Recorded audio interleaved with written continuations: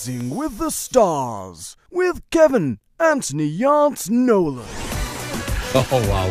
Top production as usual on talkSPORT Breakfast here.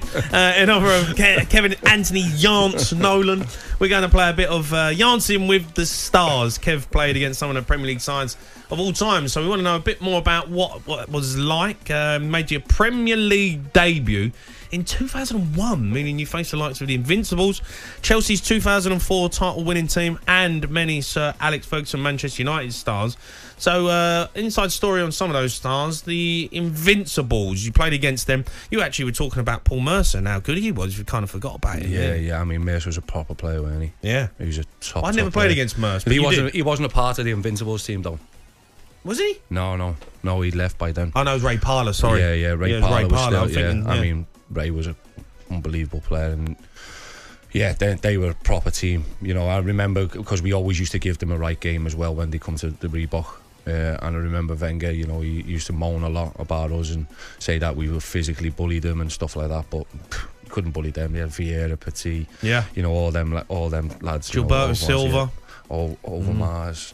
You know, playing against all them as you grow up, you just realise like the top players. You know, Vieira was incredible. You know, we haven't even mentioned him, and like you talk about Keane and Gerrard, and he's in the same mould as that. Yeah. And you know, for them to go a full season, you know, with Big Sol as well at the back, like they were good, mate. Very good, very good. Thierry Henry again. Toughest team you ever faced? I'd probably say, I put them with Man United, because Man United were the same. I remember the year we played Man United at the Reebok. Ronaldo, Rooney, I think, Keane, all them.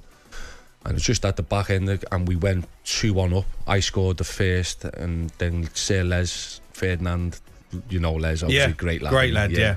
That's what we used to call him, brilliant. And he scored, and it was like the 95th minute. And I remember just thinking, we've beat Man United. And I just remember looking at Roy Keane, and he was there, centre, right, ready. And I think he was ready to go, don't get me wrong, but then they went down the other end and scored. And that was just like, you know, so just them type of teams where you never knew they were beaten, you know, when they used to call it Fergie time and all that, but it wasn't. It was just their, you know, reluctance to ever refuse defeat, and the mentality to make sure that they got one. But I can still remember him walking off the pitch absolutely fuming, because that's when I got his shirt as well. Yeah. Roy Keane. I remember that I got his shirt, but I can remember him, but he was so, again, polite. And there you go, son, well done, brilliant day.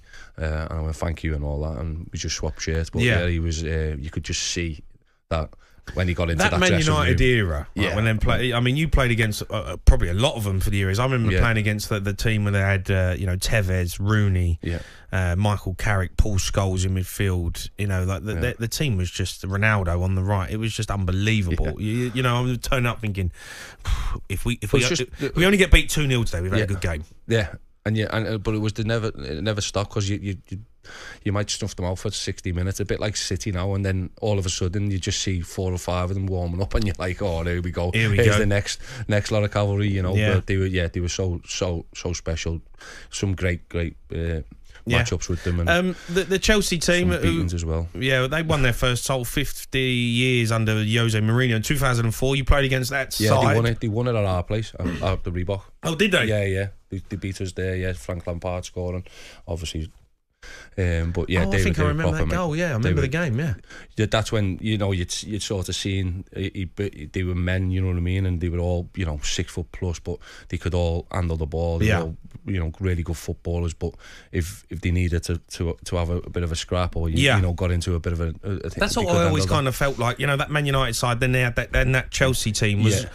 Like men, you know, like I look at Chelsea now, and I say it to Cundy all the time. They look soft, you know. They're nice footballers, but they're soft. But I look at when I watch, you know, and I know the game's changed, but you still need leaders, you know. Like you had like it hasn't changed, has it? Because you look at all the top teams, and we talked about them earlier on. You know, Rodri at Man City. You know, he demands. You can see he's it.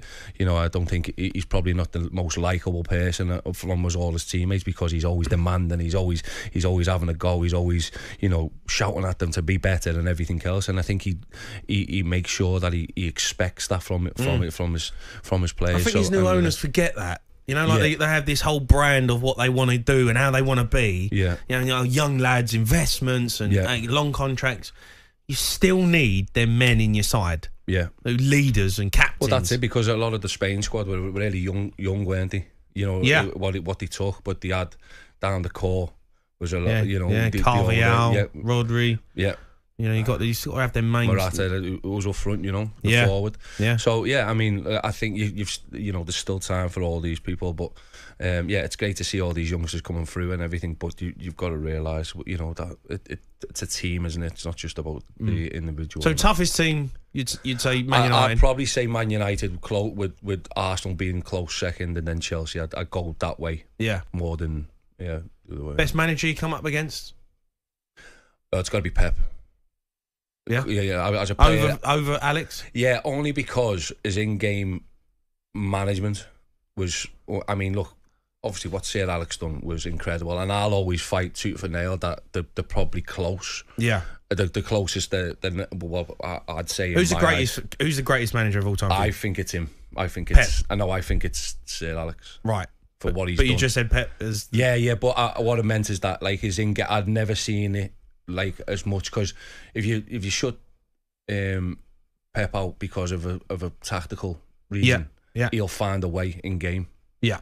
You know what I mean? Whereas I thought, like, Man United were very rigid 4-4-2. That's the way they done it. You know, and then they'd have players and special players to come off, and he got the best out of them players and made them and built a mentality. Yeah. Sir Alex with Man United, and you've seen what's happened since he's left.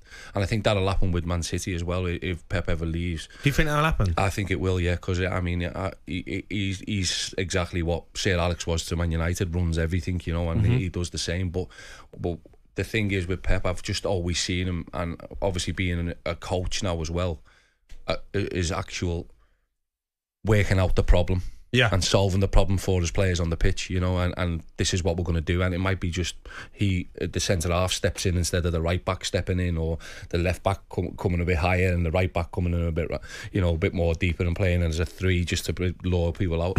It was incredible what I've seen. Yeah, all right. So there you go. Yeah, you have it. The Jance-ing with the Stars with Kevin Nolan. talkSPORT Breakfast, waking you up Monday to Friday morning from 6 a.m. on AM, on DAB, via the talkSPORT app and on your smart speaker. talkSPORT.